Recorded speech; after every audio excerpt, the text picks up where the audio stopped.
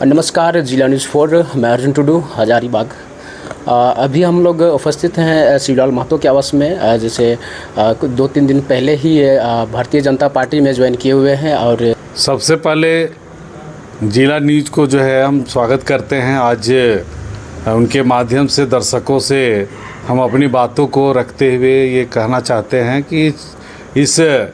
चुनावी लोकसभा के चुनाव में, महापर्व में, आज 11 तारीख को आपके बाबूलाल जी के यहाँ रांची में ज्वाइन करने का काम हम भाजपा में शामिल हुए हैं और पार्टी ने एक जवाबदेही के साथ हम लोग काम कर रहे हैं। और ये है कि अभी आज ही प्रेस कॉन्फ्रेंस रामगढ़ में और अपनी प्रेस वार्ता के माध्यम से लोगों को मैं अपील करने का काम किए हैं कि हमारे जो मोदी सरकार है, जो देश के लिए जो जितने आज़ादी के बाद कांग्रेस की सरकार हो चाहे अन्य दलों की सरकार हो, जो काम इस देश के लिए जो बड़े बड़े समस्याओं को नहीं निपटा सके, वो काम नरेंद्र मोदी जी के सरकार के नेतृत्व में आपके जिस तरह से जम्मू कश्मीर जो 370 धारा, जो वहाँ के जो जनता थी वो आज़ादी मतलब आज़ाद होने के बाद भी आज़ादी नहीं था, मगर आज भारतीय जनता पार्टी के गवर्नमेंट ने बड़ा मतलब निर्णय लेके और वहाँ से 370 धारा को हटा के वहाँ के लोगों को आज़ादी देने का काम किया। चाहे आप जिस तरह से भी देखिए, आज देश को आगे ले जाने में जो बेहतर काम करके और जो दिख रहा है गरीब, किसान, मजदूर, चाहे जिस तरह का भी है, आज चाहे गैस चूल्हा का बात हो, जो चाहे महिलाओं को उत्थान करने का बात हो, चाहे आप देखते होंगे कि आज भारतीय जनता पार्टी के गवर्नमेंट नरेंद्र मोदी के नेतृत्व में आज जिस तरह से पूरे देश में जिस तरह का रोड जो बना है, जो 50 साल तक भी कुछ नहीं करने का काम किया, वो दिख रहा है लोगों का। सीधा जो है कि समय के पहले लोग पहुंच रहे हैं अपने जहां जाना है वहां पे, और ट्रैफिक व्यवस्था जो है कि सब ठीक ठाक सारा चीज़ चल रहा है। तो कहने का मतलब काम दिख रहा है और काम कर रहे हैं, तो उनके विचारधारा, उनके जो देश को आगे ले जाना है, इन सारे चीज़ों, इन विषयों को लेकर हमने शामिल होकर, और जो एक छोटे कार्यकर्ता के रूप में जो हमारे तमाम समर्थक हैं, तमाम हमारे शुभचिंतक हैं, उनका एक एक वोट हमारे मनीष जी के भारतीय जनता पार्टी में वोट जाएगा और यहाँ पे रिकॉर्ड मतों से हजारीबाग लोकसभा का जीत होगा। साथ ही साथ 14 लोकसभा सीट भारतीय जनता पार्टी जीतेगी और हाथों को मजबूत, हमारे नरेंद्र मोदी जी का हाथ को पूरा मजबूत होगा और तीसरे प्रधानमंत्री के रूप में प्रचंड बहुमत के साथ 400 पार जो है वो साबित करके, और इस देश को जो तेज़ गति से बढ़ रहा है और दुगुना तेज़ गति से बढ़ेगा और ये देश का विकास होगा।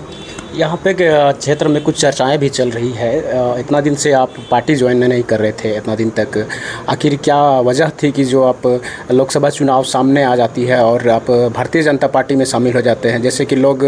तरह तरह के चर्चा कर रहे हैं यहाँ पे कि आप पूर्व जो स्वर्गीय टेकलाल महतो का दामाद भी हैं, तो इस और उसके बेटे जो हैं जयप्रकाश भाई पटेल, वो भी अभी कांग्रेस से चुनावी मैदान में खड़े हुए हैं, और आप अचानक से बीजेपी ज्वाइन करना, क्या ऐसे क्या वजह थी जो आप बीजेपी में आप ज्वाइन कर लिए? देखिए, स्पष्ट कर देना चाह रहे हैं कि मैं करीब 4.5 वर्षों तक लोकसभा का 2019 में चुनाव हुआ। मेरा प्रबल दावेदारी लोकसभा में, मैं कांग्रेस का मतलब प्रबल दावेदारी था, और अंतिम समय में लोगों ने जो भी हुआ, हमारा टिकट नहीं मिला।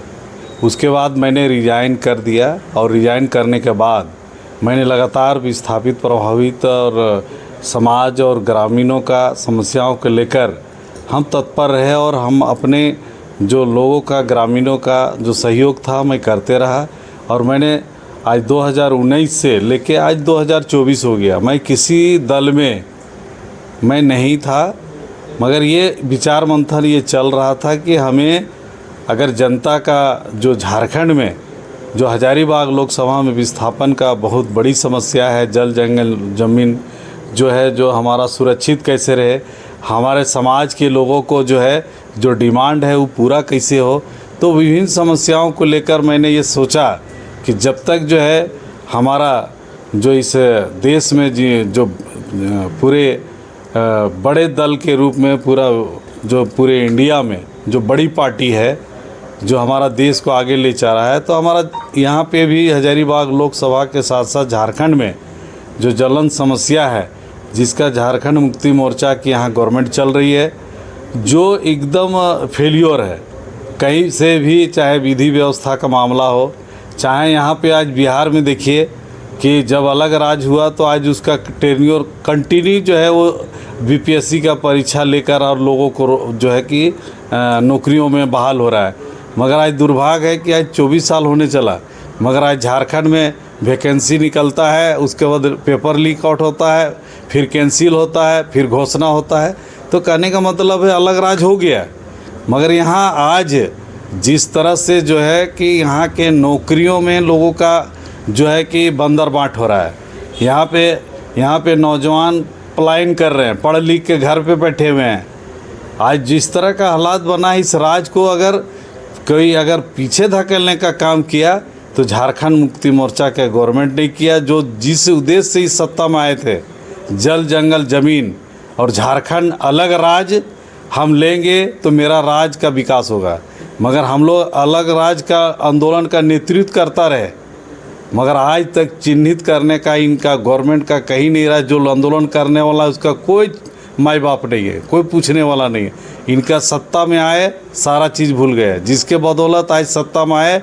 उनका पैर हाथ टूटा, जेल गया, मरा, विधवा हुआ, का हुआ, उसका कोई खोज खबर नहीं है। सिर्फ इन लोग का जो है बंदर बाट है, जिसका परिणाम अभी देख रहे हैं कि सरकार में आलमगीर आलम का वो चपरासी के पास 35 करोड़ रुपया निकल रहा है। तो इससे दुर्भाग्य और इस राज का क्या हो सकता है? लोग पूरा इस गिद्ध जैसा इस राज को अगर कोई लूटने का काम कर रहा है तो झारखंड मुक्ति मोर्चा ये तो देखने का चीज़ है। और ये खनिज संपदा से भरा हुआ राज है, जो पूरे देश में जो सबसे ज़्यादा 40% है। मगर आज यहाँ के लोग गरीब क्यों हैं? आज यहाँ की जो सत्ता में बैठे हैं उनका नीति और उनका कोई प्लान नहीं है, और उनका कोई स्ट्रेटजी नहीं है कि जो है कि हम ऐसा विकास के लिए कोई मॉडल तैयार करें, जिसका जो राजा